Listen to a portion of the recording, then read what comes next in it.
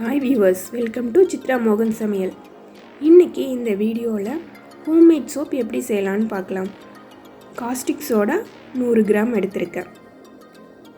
100 gram பார்த்திங்கன்னா நான் எடுத்திருக்கிற கிளாஸில் 3/4 கிளாஸ் வந்துச்சு.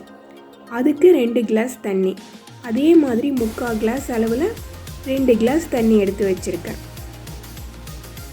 காஸ்டிக் சோடா வாங்குறப்ப ஆன்லைனில் வாங்கினோம்னா கொஞ்சம் ரேட் அதிகமாக இருக்குது.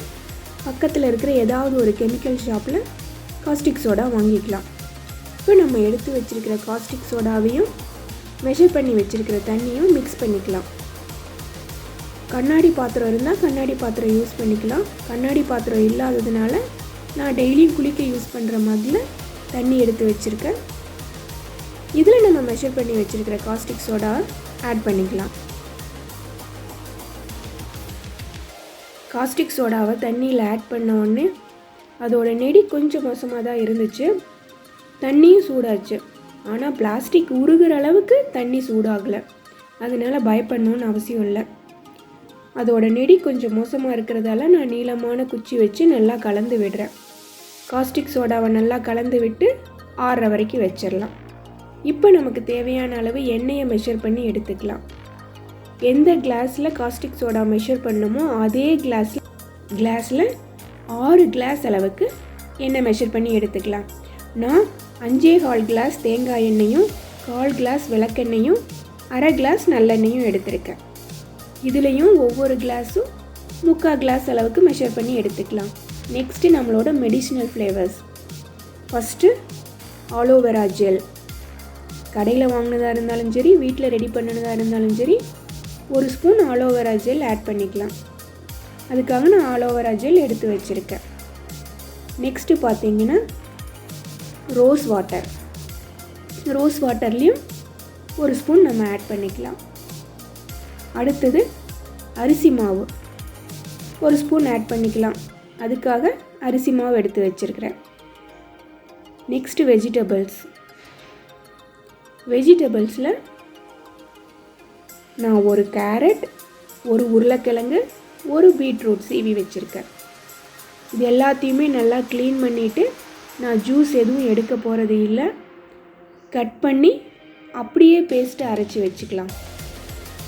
ஜூஸ் எடுத்து யூஸ் பண்ணிங்கன்னா சோப்பு செய்கிறப்ப அந்த கொஞ்சம் சொரசொரப்பு இல்லாமல் இருக்கும். ஆனால் நான் மெடிசினலுக்காக யூஸ் பண்ணுறதுனால அப்படியே அரைச்சி பேஸ்ட்டாக எடுத்து வச்சுருக்கேன். இந்த வெஜ்ஜி பேஸ்ட்டோட நம்ம எடுத்து வச்சுருக்கிற ரிமைனிங் பொருளெல்லாம் சேர்த்துக்கலாம்.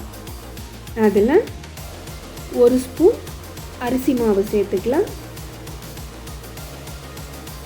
அரிசி மாவு நம்ம ஸ்கின்னுக்கு நல்லதுன்னு எல்லாருக்குமே தெரியும். நெக்ஸ்ட்டு 1 ஸ்பூன் அளவுக்கு ரோஸ் வாட்டர் சேர்த்துக்கலாம். ரோஸ் வாட்டரை ஜென்ரலாகவே ஒரு சிலர் யூஸ் பண்ணுவாங்க. நான் இப்போ சோப்பு செய்கிறப்ப 1 ஸ்பூன் ரோஸ் வாட்டரையும் சேர்த்துக்கிறேன். நெக்ஸ்ட்டு பார்த்திங்கன்னா நம்ம எடுத்த ஆலோவேரா ஜெல்லிருந்து 1 ஸ்பூன் ஆலோவேரா ஜெல் சேர்த்துக்கலாம். ஆலோவேரா ஜெல் எல்லா ஸ்கின் டிசீஸுக்குமே ரொம்ப ஒரு நல்ல ரெமெடி. அதனால ஆலோவேரா ஜெல்லும் 1 ஸ்பூன் சேர்த்துக்கிறேன். இப்போ எல்லாத்தையும் நல்லா மிக்ஸ் பண்ணி நம்மளோட மெடிசினல் பேஸ்ட்டை ரெடியாக வச்சுக்கலாம். பாருங்கள், நல்லா மிக்ஸ் பண்ணிட்டோம். இது இப்படியே இருக்கட்டும்.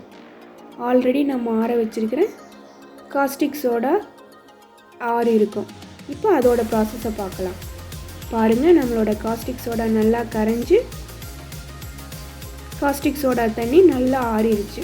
இதுக்கப்புறமா நம்ம மெஷர் பண்ணி வச்சுருக்கிற எண்ணெயை அந்த காஸ்டிக் சோடா தண்ணியில் சேர்த்து நல்லா கலந்து விட்டுக்கலாம். இதை ஒரு ஹேண்ட் பீட்டர்லேயோ இல்லை எலக்ட்ரிக்கல் பீட்டர்லேயோ 15 to 20 மினிட்ஸ் பீட் பண்ணால் தான் நம்மளோட சோப்பு நல்லா இருக்கும். அதுக்காக நான் மக்கில் இருந்து ஒரு பெரிய பாத்திரத்துக்கு மாற்றி அதுக்கப்புறமா பீட் பண்ணிக்கிறேன். நம்ம இன்னும் ஆல்ரெடி வெஜ்ஜி பேஸ்ட்டு ரெடி பண்ணி வச்சுருக்குறோம். அதனால் ஒரு பெரிய பாத்திரமாக எடுத்துக்கலாம். பாருங்கள், நான் பெரிய பாத்திரத்தில் ஊற்றி பீட்டரில் ஒரு 15 மினிட்ஸ் பீட் பண்ணிக்கிறேன்.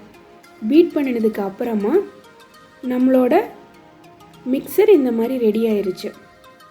நல்லா பீட் பண்ணணும். ரொம்ப நேரம் எடுத்தாலும் பரவாயில்ல, நல்லா பீட் பண்ணி எடுத்துக்கணும். இதுக்கப்புறமா நம்ம ரெடி பண்ணி வச்சுருக்கிற வெஜ்ஜி பேஸ்ட் எல்லாத்தையுமே கலந்துக்கலாம்.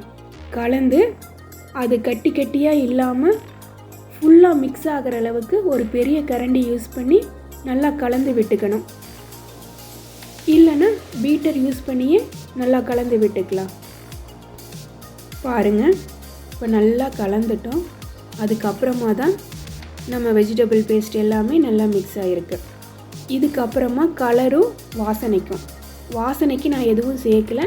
கலருக்கு மட்டும் நம்ம வீட்டில் சாப்பிட்றதுக்கு யூஸ் பண்ணக்கூடிய கேசரி பவுடர் கொஞ்சமும் ரோஸ் மில்க் கொஞ்சம் ஆட் பண்ணியிருக்கேன். விருப்பப்பட்டால் சேர்த்துக்கலாம், இல்லைன்னா கலரையும் நீங்கள் விட்டுடலாம். கலர் வாசனை வேணும்னு நினைக்கிறவங்க இதை ஆட் பண்ணிக்கலாம். இப்போ நம்ம வேறு பாக்ஸுக்கு ட்ரான்ஸ்ஃபர் பண்ணிக்கலாம். இதுக்கு செப்பரேட்டாக ஒரு மோல்டெல்லாம் வாங்கலைங்க.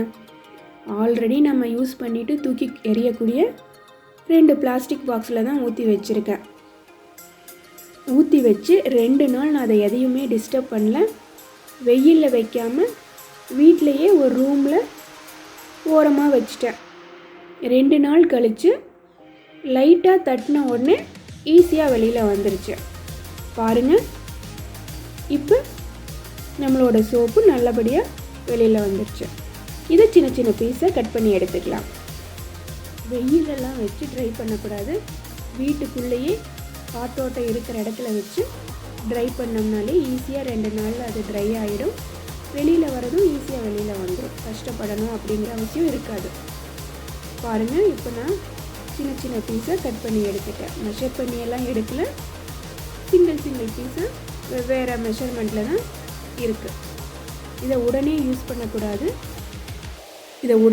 பண்ணக்கூடாது. 40 நாள் கழித்து அதிலிருந்து ஒரு சோப்பை எடுத்து தான் நான் யூஸ் பண்ணி காட்டுறேன். உடனே யூஸ் பண்ணோம்னா காஸ்டிக் சோடா கெமிக்கலுங்கிறதுனால கண்டிப்பாக நம்ம ஸ்கின்ல அலர்ஜியை உண்டு பண்ணும். பாருங்கள், 40 டேஸ் கழித்து நான் இந்த சோப்பை எடுத்திருக்கேன். இப்போ இதை யூஸ் பண்ணி பார்த்தப்போ சூப்பராக இருந்துச்சு. நுரையும் சூப்பராக கடையில் வாங்குற மாதிரியே இருந்துச்சு. இதோட ஒரே டிஸ்அட்வான்டேஜ் சீக்கிரமாக கரையுது. குளித்த உடனே எடுத்து வெளியில் வச்சு தண்ணி இல்லாமல் ட்ரை பண்ணிக்கணும். தண்ணியோடு வச்சோம்னா கொலன்னு ஆகிடுது.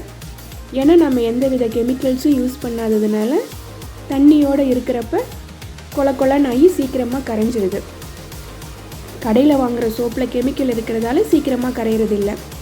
குளித்த உடனே அதில் இருக்கிற தண்ணியெல்லாம் ஃபில்டர் பண்ணிவிட்டு காற்றோட்டம் உள்ள இடத்துல வச்சு ட்ரை பண்ணி வச்சிட்டோம்னா சூப்பராக இருக்குது. நான் யூஸ் பண்ணினதில் ஸ்கின் டிசீஸ் எல்லாமே மறைஞ்சிருச்சு. நீங்களே யூஸ் பண்ணி பாருங்கள். மறக்காமல் வெஜ்ஜி பேஸ்ட்டை சாறு எடுக்காமல் ஃபுல்லாக யூஸ் பண்ணுங்கள். நம்ம சேனலையும் சப்ஸ்கிரைப் பண்ணுங்கள். தேங்க்யூ.